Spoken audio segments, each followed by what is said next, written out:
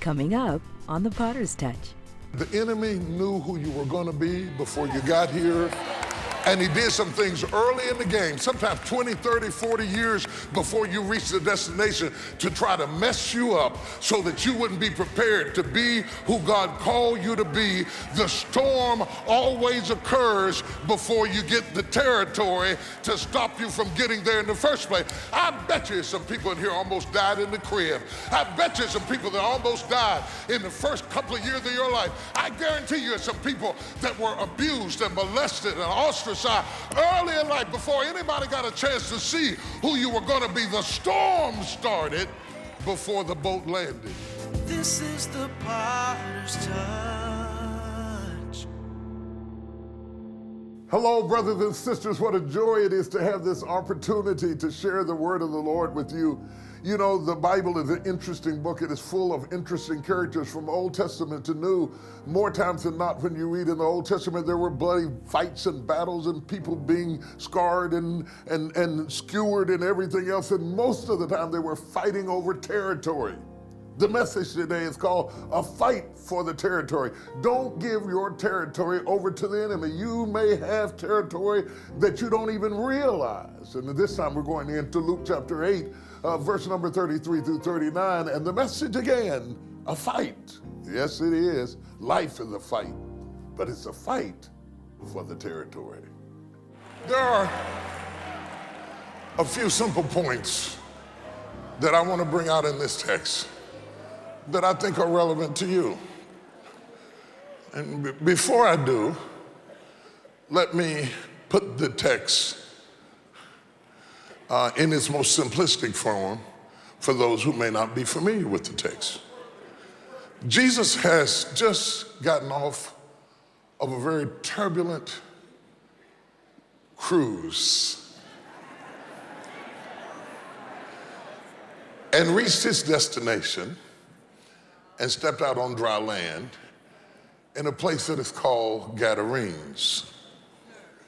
And Gadara is part of 10 provinces that were so similarly suited that Jesus purposefully went into them to effect change.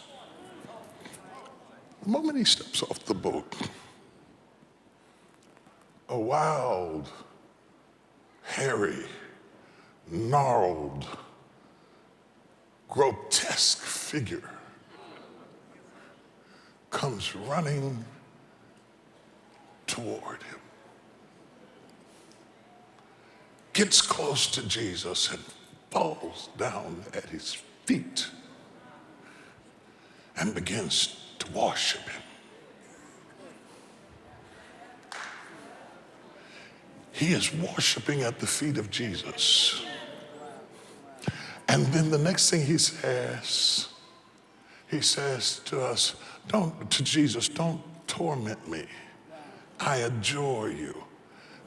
I adjure you. Don't torment me. Don't attack me. And imagine being a disciple and you're watching this happen. And the guy's doing the right thing. He's worshiping. But there's something wrong with the worship. And as he worships Jesus, a conversation goes on between them on a different dimension from what the disciples could see. For example, he calls Jesus Son of God. And at that time, most of his disciples did not even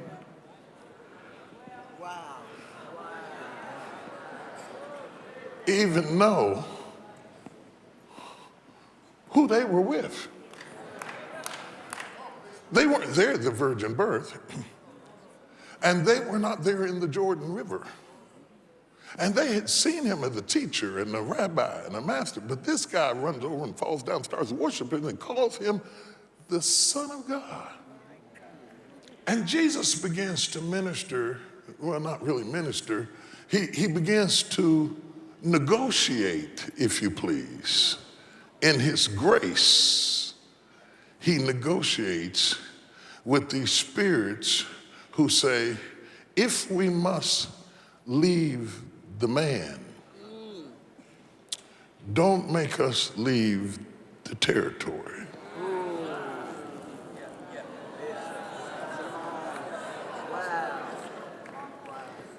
And Jesus cast the demons, who are called legion, out of the man into a herd of swine.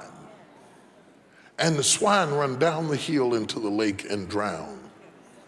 And all the herdsmen are shocked because they've never seen anything like this before, run to the city to tell them what happened, and the city comes out to see Jesus. The city comes out to see Jesus. The city comes out to see Jesus. The city comes out to see Jesus. The city comes out to see Jesus. The city comes out to see Jesus. The city comes out to see Jesus because of a demon. The city comes out to see Jesus because of the demons. The city comes out to see Jesus because of the demons. If there hadn't been for the demons, there wouldn't have been a miracle. And if it hadn't been a miracle, there wouldn't have been a revival. The city comes out to see Jesus because of the demons. You're up under attack for a reason. You are up under attack for a reason. Jesus went through a storm to get to this man. This man is significant. One guy, one hairy, stinky, smelly, gnarled up, demoniac guy. And Jesus went through a storm to get to this guy.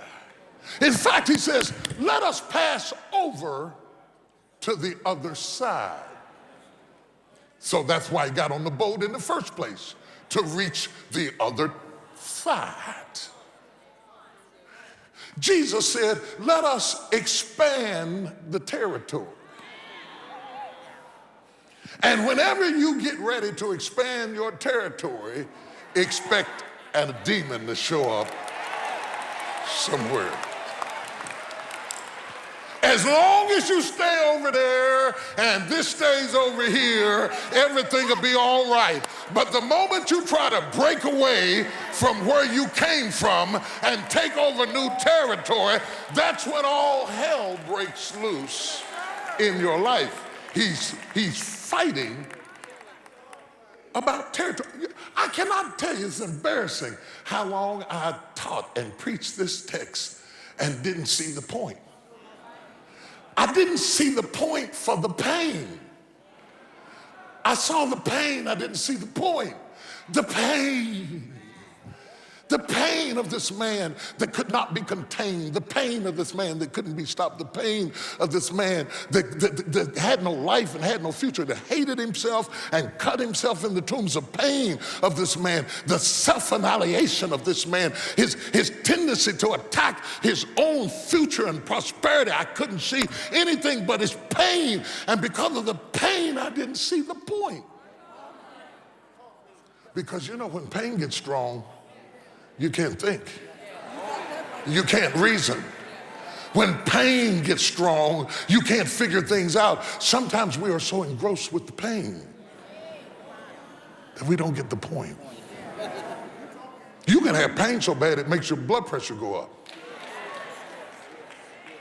You can have pain so bad that you lose your appetite. You can have pain so bad that you stop eating and you stop talking and you stop believing and you stop smiling and you don't have your personality because your pain is stopping you from being who you are. If you take a minute and look at your life, every time you're about to step into new territory, all hell breaks loose and sends a storm to stop you from getting there.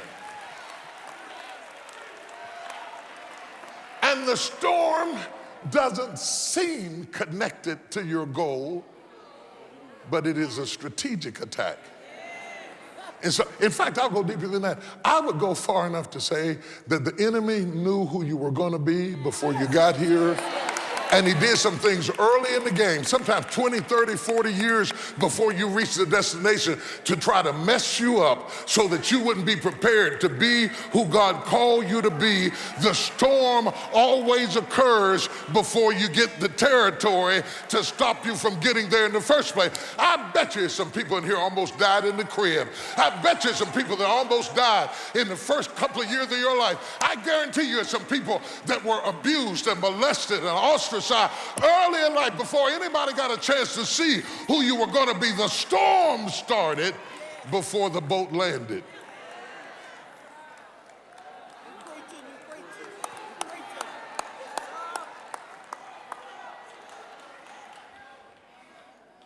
If Jesus hadn't rebuked the storm, he would have never made it to Gadarenes. And then I didn't recognize that Gadarenes was inhabited by Gentiles.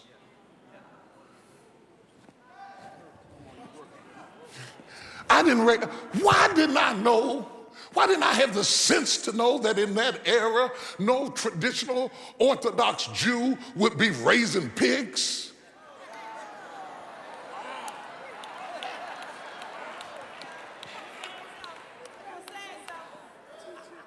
Now when I hear Jesus, let us pass over to the other side, I'm not sure whether he's talking about geography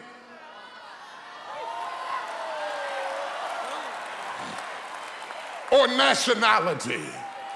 He was crossing more than regions. He was crossing cultures. And anytime you start crossing cultures, all hell will break out, because the one thing the devil hates is for all types and cultures to bow down and call him Lord. Still to come on The Potter's Touch. I'm coming out of this. I'm coming out of my cave. I'm coming out of my cave. Anywhere I can, I'm coming out of my cave. With the devil on my back, I'm still coming out of my cave.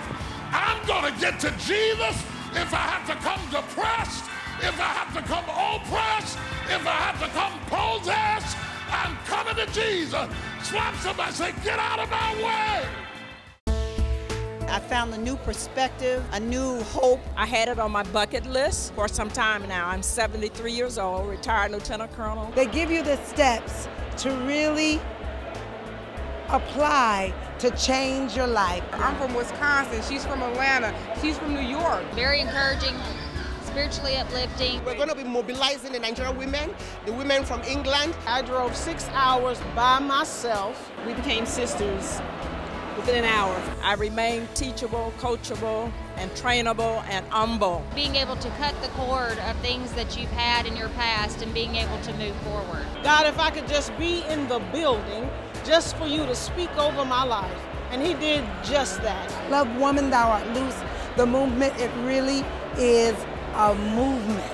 The tenacity of T.D. Jakes is in our blood. I took so many good notes to share it with the women from my church, my family. I'm just excited. The demons didn't care nothing about that man. When Jesus came along, the demons didn't worry about leaving the man.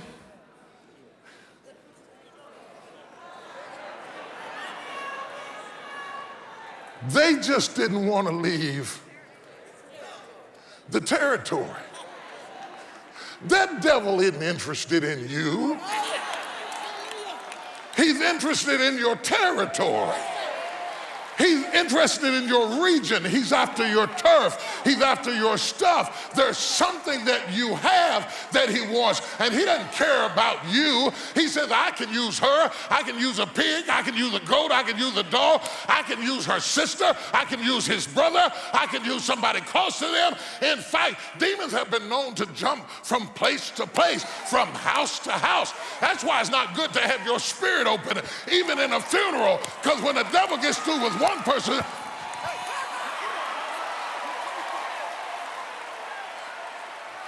don't be distracted by what he's doing to you. Dr. Jill, he's not after you. He's after your territory. He's after your territory. He's after your territory. He's after your territory. He's after your, Kathy, he's after your territory. He's not after you, he's after your territory. Your influence, what you're doing, what you're trying to get done. He's not after you, he's after your territory. Stop taking the fight personal. The fight is not personal. It's not personal. It's not even about you. It is so strong. Look at the storms that preceded it in your life. When you didn't even know who you were, storms broke out. Storms are things that happen beyond your control.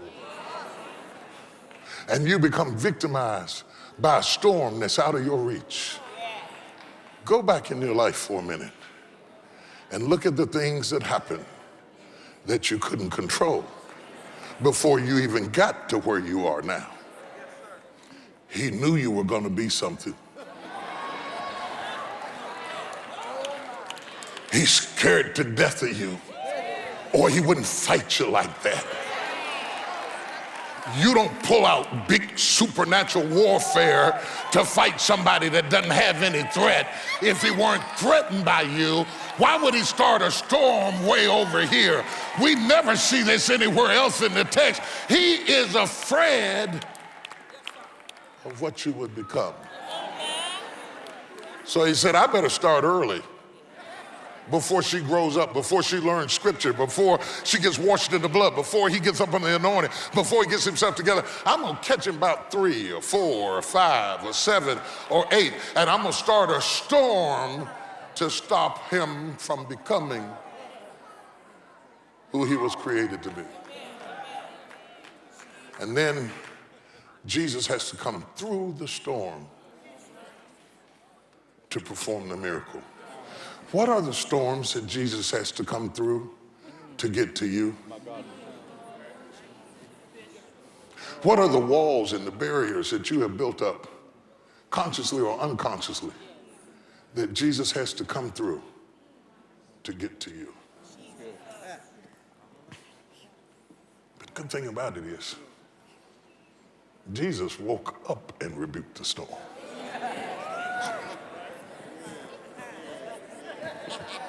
Peace, be still. And the winds and waves were slain. He lands, the second level of attack occurs.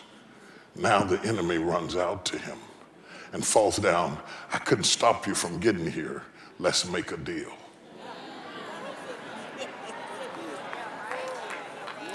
I have enjoyed attacking this man.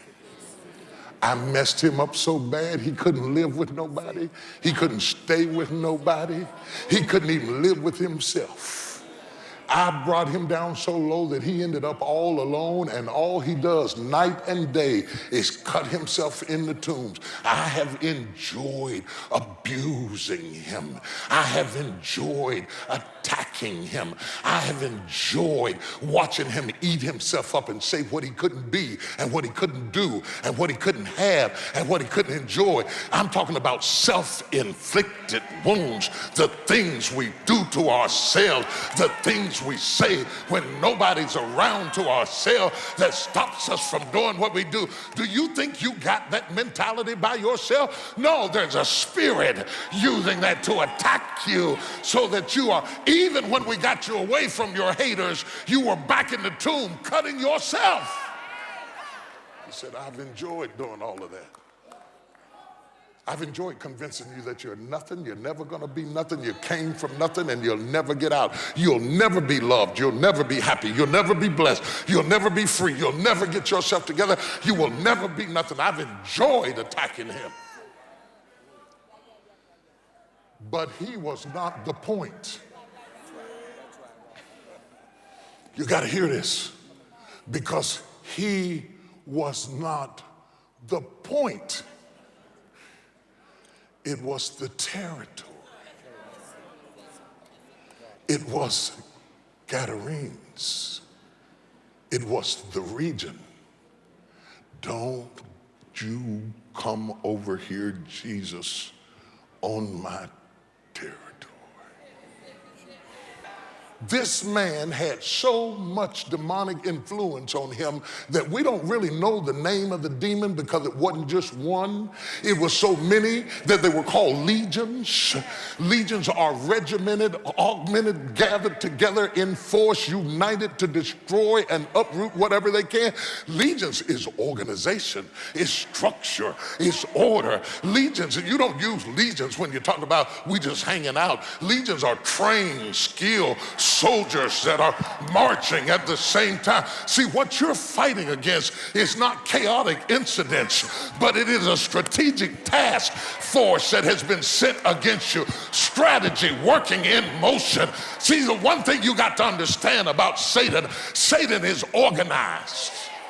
Even though he'll strike you with the spirit of disorganization, Satan is always organized. You don't call a group of men legion if they're not organized. In fact, Jesus said that Satan was so organized that he could not be casting out devils by the power of a devil, because a house divided against itself shall not stand. What I'm trying to get you to understand is that these aren't raw incidents that are happening to you. This is a marching legion of enemies that are coming against you to bring you down. And the strategy is over the territory. What do you have that the devil knew you had early enough to start a storm before you got to this point? And it was intense enough to leave you in the tombs cutting yourself. And you think it's about you? It's about your territory. It's about your shall be. It's about your destiny. It's about the purpose of God on your life. It's about all the people you will influence and touch and heal and bless and deliver.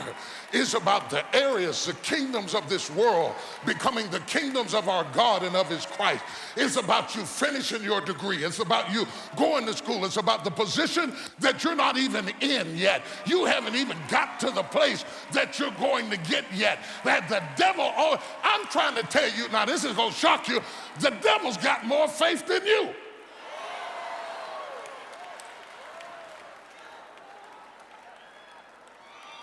He believed in you when you didn't believe in yourself.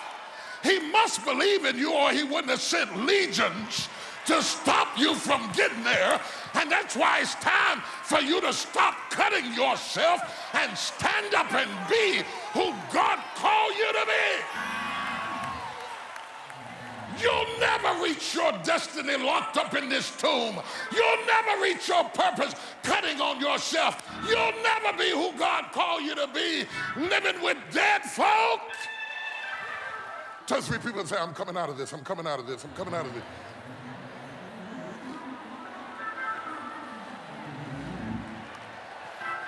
I'm coming out of this.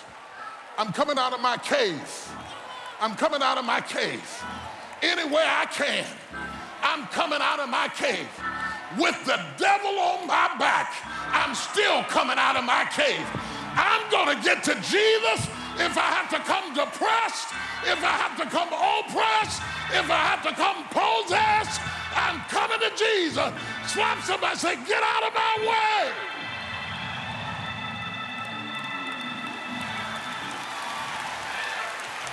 Have you noticed how over the past 4 weeks, our church has been having crazy worship, going into praise so strong that you couldn't control it and couldn't stop it? Don't you know that God wouldn't send the spirit of worship if he wasn't going to liberate somebody in this place? I dare you to open your mouth and give God some.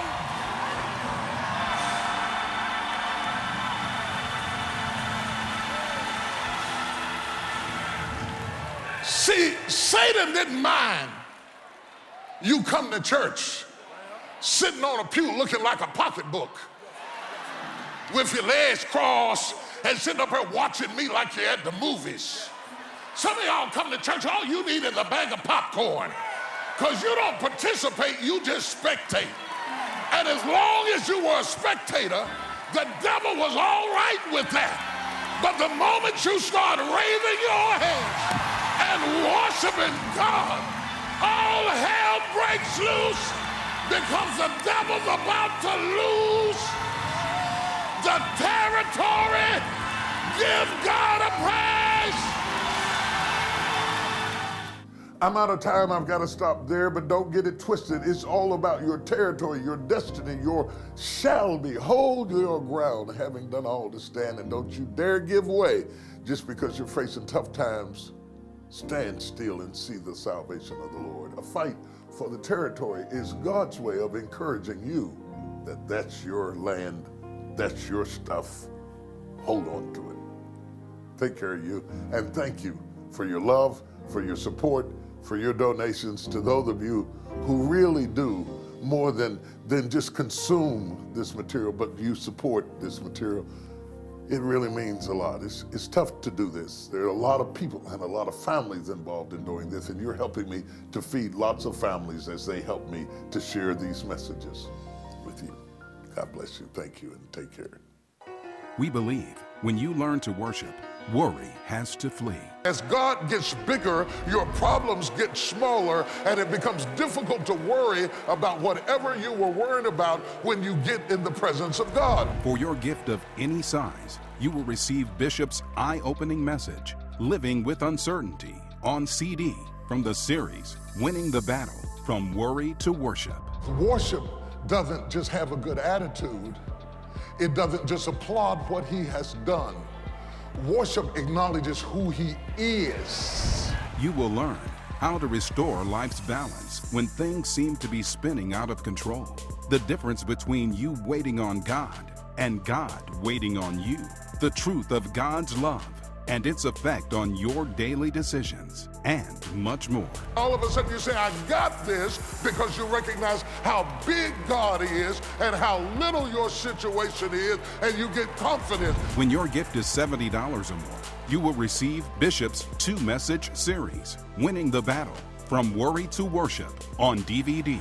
You ought to see your marriage coming back. You ought to see your peace and power coming back. However, if your gift is $125 or more, we will also include Woman Thou Art Loosed Worship CD, along with the Psalms for Today booklet. Win your battle by going from worry to worship today. He don't want you to worship with your macho self. He don't want you to worship with your diva self. He wants you to cross your legs and kick your Louis Vuittons up in the air and impress everybody. Because as long as you shut up, he can stay. But if you open your mouth, if you speak the word, if you declare it from